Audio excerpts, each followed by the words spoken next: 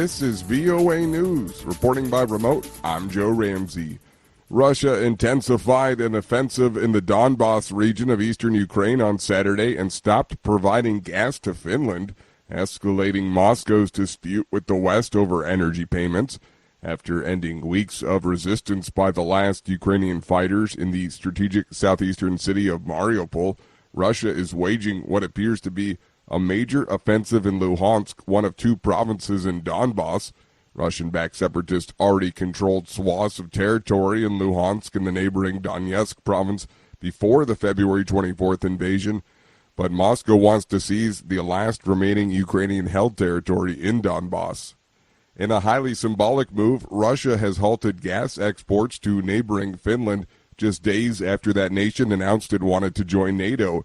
AP correspondent Karen Chalmers reports. The move, taken by Russian energy giant Gazprom, marks a likely end to Finland's nearly 50 years of importing natural gas from Russia. The measure also came following Finland's refusal to pay for the gas in rubles, as demanded by Russian President Vladimir Putin. Moscow had also earlier in the month cut off electricity exports to Finland, and Finland had replaced imports of Russian crude oil with crude oil from elsewhere. Finland shares an 830-mile border with Russia, the longest of any of the EU's 27 members. I'm Karen Chamas. On Saturday, Kiev got another huge boost when U.S. President Joe Biden signed a bill to provide nearly $40 billion in military, economic, and humanitarian aid.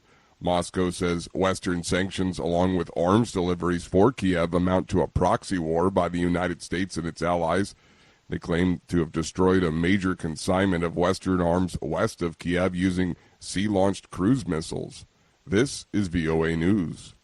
At the U.S.-Texas border, the U.S.-Mexico border in Texas, migrants crossing illegally know little about U.S. pandemic restriction or a judge's ruling that blocked U.S. President Joe Biden's plan to lift them. AP correspondent Jennifer King reports. In Eagle Pass, Texas on Friday, a group of migrants link arms as they wade across the Rio Grande and are immediately met with U.S. Border Patrol agents.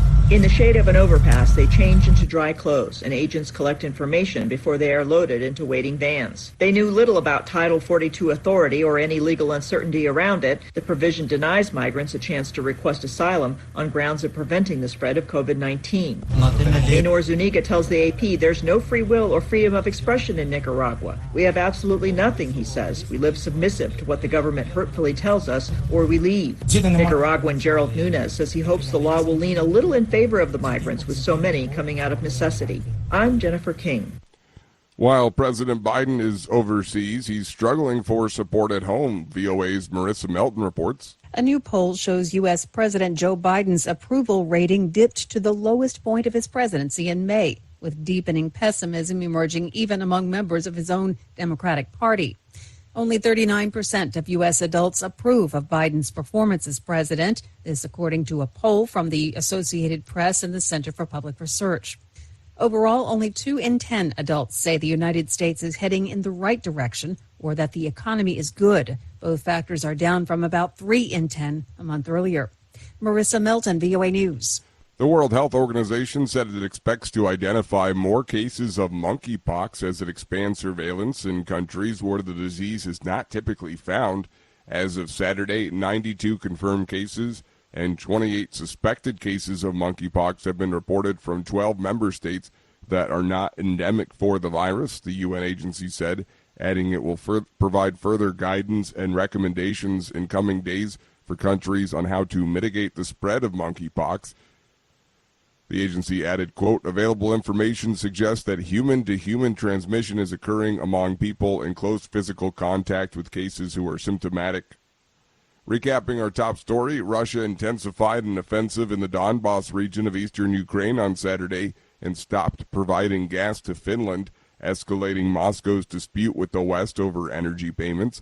After ending weeks of resistance by the last Ukrainian fighters in the strategic southeastern city of Mariupol, Russia is waging what appears to be a major offensive in Luhansk, one of two provinces in Donbas. Reporting by remote, I'm Joe Ramsey.